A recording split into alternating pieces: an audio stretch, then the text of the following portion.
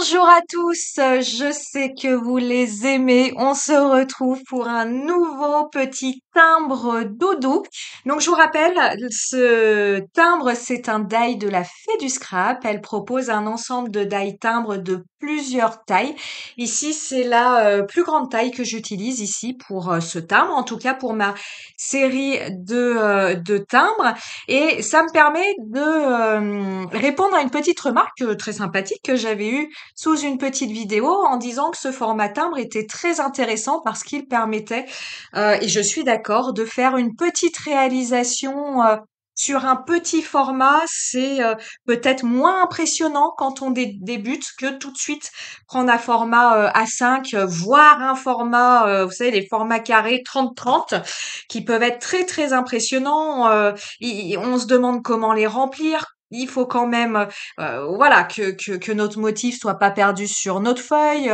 En même temps, trop en mettre, ça peut étouffer sa réalisation. Donc, je suis tout à fait d'accord. J'aime beaucoup les réalisations timbres pour cela parce que, comme je vous l'ai dit dans d'autres vidéos, ça permet vraiment, pour moi en tout cas, de me faire plaisir assez rapidement. Pour vous donner un ordre d'idée, un petit timbre comme ça, je mets 1 heure pour le faire. Donc, voilà, ça me permet rapidement de me faire plaisir.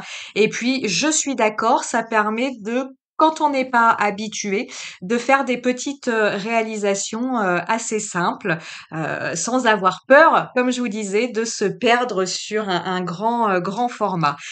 Mon timbre, j'utilise ici mes aquarelles artisanales atelier couleur grenadine. Pour le fond, j'utilise des couleurs très très belles. J'ai suivi le combo couleur proposé par le packaging de ce doudou. Donc, on avait un fond dans les tons de violet rose. Donc, j'ai utilisé les couleurs Soliès et Chamarelle, qui sont, vous l'avez vu, hein, vous remontrez la vidéo si ce n'est pas le cas, mais qui sont des couleurs extrêmement granuleuses, super sympas.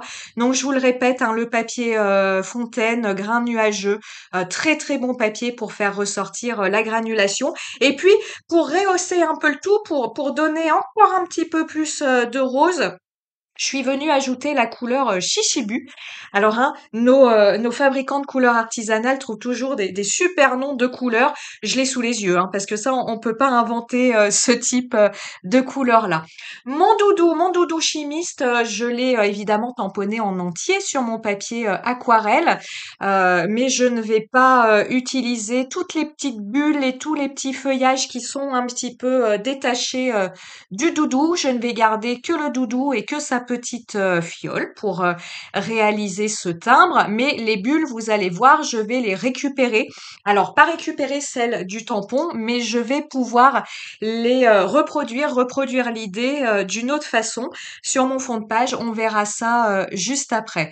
Je vous le dis souvent, vous voyez, pour mes doudous, pour mes colorisations, je travaille ici avec un pinceau précision, avec une taille de pinceau très très fine, ce qui me permet vraiment d'aller dans les détails, parce qu'évidemment, hein, si vous utilisez un pinceau avec une touffe beaucoup plus grande, eh bien, votre aplat de couleur, la trace de votre pinceau sera également assez grande. Et alors là, pour faire les détails, vous voyez, des petites poches, des lunettes, des petites feuilles, on s'en sort pas avec un pinceau à pointe trop grande. C'est pour ça, et oui, je discute aussi de ça avec vous. Il faut, alors je vais pas dire pour débuter qu'il faut beaucoup de matériel. Moi, je vous dirais, munissez-vous déjà d'un pinceau à la vie, comme j'ai utilisé pour faire mon fond de carte. J'utilise la collection Aquasoft de Raphaël, hein. Ce sont des pinceaux synthétiques qui sont vraiment de très très bonne qualité. Et pour mon fond de carte, j'ai utilisé la taille 0. Si vous voulez vraiment un pinceau à la vie pour faire des fonds, prenez la taille 0. Il y a une autre taille qui est beaucoup utilisée, qui est la taille 3/0. Il est beaucoup plus fin. Celui-ci peut servir pour faire des dégradés, mais comme il est plus fin, vous aurez plus de mal à l'utiliser pour réaliser des fonds, puisque qui dit un pinceau, pardon, plus fin, dit que vous allez avoir moins d'eau dans le pinceau, donc vous allez devoir souvent le recharger. Et si vous avez besoin de souvent de le recharger, eh bien, votre aquarelle, entre-temps, risque de sécher.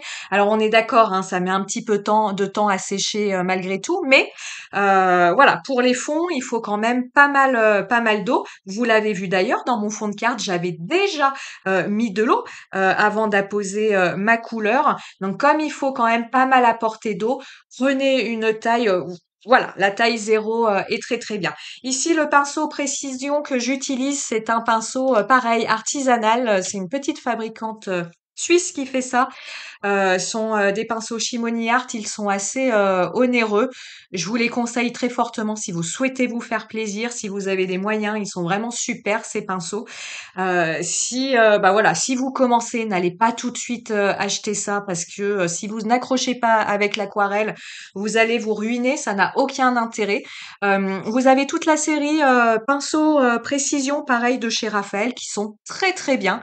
Voilà, série précision, ils s'appellent comme ça et ils feront tout à fait l'affaire pour débuter en aquarelle ou si vous ne souhaitez pas, et je le comprends tout à fait, mettre des fortunes dans votre matériel. Je suis revenue à la réalisation de mon fond. Vous voyez, c'est super, c'est raccord. Mes petites bulles, je vous ai dit, je vais trouver un moyen de les remettre sur mon fond. Et bien, j'utilise pour ça un petit pochoir Holland Create. Vous voyez, Holland Create avait, il y a un petit moment, sorti plein de pochoirs comme ça, des ronds, des carrés, des hexagones, avec un côté où vous avez des motifs à grande dimension et puis à des moments où j'utilise ici, les dimensions des motifs sont beaucoup plus petits et voilà, j'ai utilisé la partie du pochoir où les motifs étaient plus petits.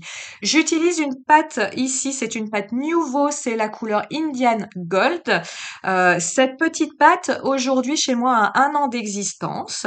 Vous l'avez vu, je la conserve avec un film plastique au plus près de ma pâte. Je viens mettre ce film plastique au plus près de ma pâte pour éviter qu'elle ne sèche. Et ça, je vous l'ai pas montré à l'écran, mais avant de mettre mon film plastique, je viens vaporiser un petit peu d'eau. Je ne la noie pas, hein, attention, mais je viens vaporiser un tout petit peu d'eau avec mon brumisateur. Je mets mon film plastique, ça permet comme ça de garder de l'humidité dans son petit pot et ça ralentit le séchage de ces pâtes, puisque malheureusement, en tout cas c'est comme ça, hein, ces pâtes sèchent dans le pot. On les utilise pas non plus tous les jours et c'est toujours très très agaçant de vouloir réutiliser des pâtes, se rendre compte qu'elles ont séché, qu'elles sont bonnes à mettre à la poubelle. Surtout quand on a à peine utilisé la moitié du pot parfois. Donc moi, je vous la donne, c'est ma petite astuce. Là, elle a 1 an de vie et bah vous le voyez, hein, elle fonctionne très très bien. Donc voilà, un petit coup de brumisateur, vous mettez votre film plastique, vous fermez le tout. Vous les mettez pas en plein soleil, évidemment, évitez de les mettre dans un coin où le soleil va taper sur votre pâte et ça devrait bien se passer. Un petit peu de glossy sur la fiole, un petit peu de glossy sur les lunettes et un petit peu de glossy sur la fleur. Un petit coup de marqueur acrylique pour donner des points de lumière. Et le tour est joué. J'espère que ce nouveau doudou vous aura plu. Moi, je l'aime beaucoup et je vous dis à très bientôt pour d'autres aventures créatives. Ciao, ciao!